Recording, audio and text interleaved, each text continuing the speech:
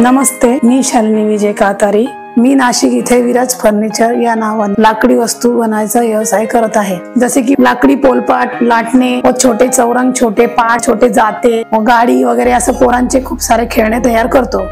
पूर्वीपासून हा व्यवसाय चालत आहे। वाढते महागाईमुळे घराचा खर्च भागना म्हणून मी माझ्या पतीला व्यवसायात मदत करू लागले।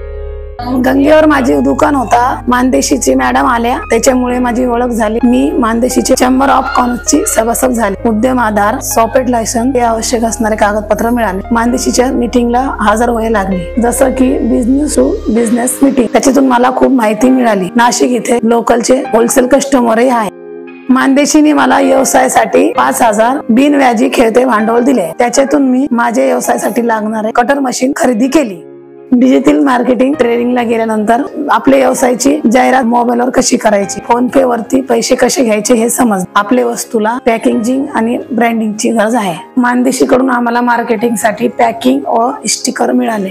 लाटणे व पोलपाट ONDC साठी दिले होते। त्याच्यामध्ये माझं सिलेक्शन झालं। त्याच्यातून माझा नफा वाढू लागला। पहिले व्यवसायामध्ये 20,000 एवढा नफा होता।